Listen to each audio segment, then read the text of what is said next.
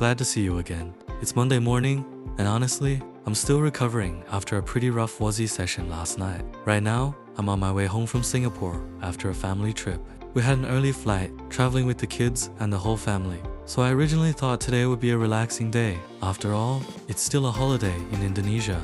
But then I remembered, this is Ragnarok M, and ain't ROM.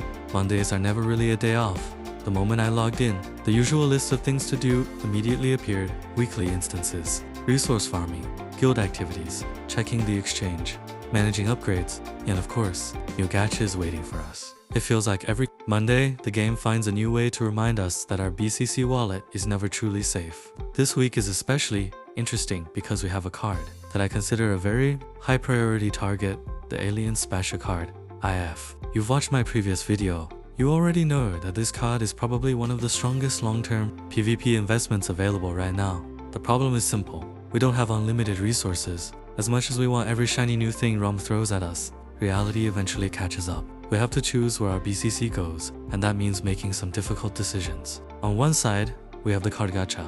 On the other side, we have the blue gacha with its deposit rewards and all the tempting goodies inside.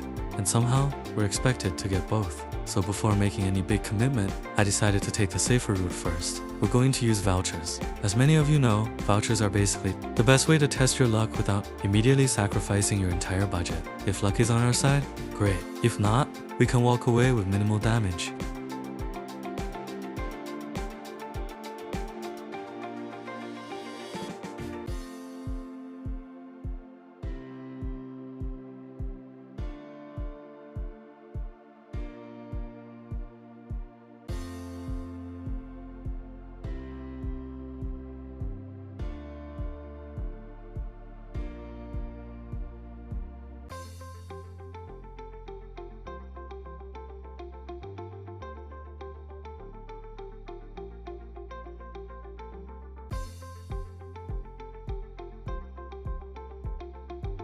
Alright guys, now we're moving into the card gacha part. And honestly, this is where things start to get a little scary. The card gacha situation right now isn't exactly ideal. If you look at my current progress, my pity was sitting at 0 out of 2, and I still needed more than 150 card fragments before I could guarantee the Alien Spashire Card. When I started doing the calculations, the number was pretty painful.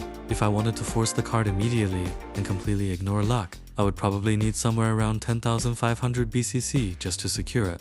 Now of course, that's only a rough estimate. The actual amount can be lower or higher depending on RNG.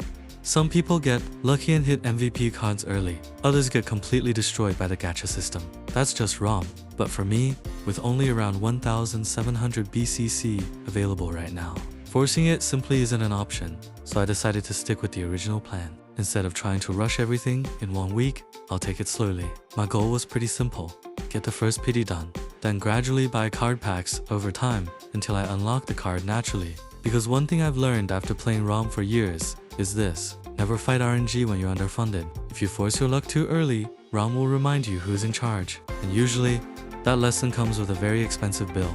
My original strategy was actually quite boring. I planned to open maybe 3 cards a day, or sometimes 11 cards a day, just to slowly push the pity progression forward. Nothing fancy, just steady progress. But then something happened. Somehow, for once, RNG decided to be nice to me.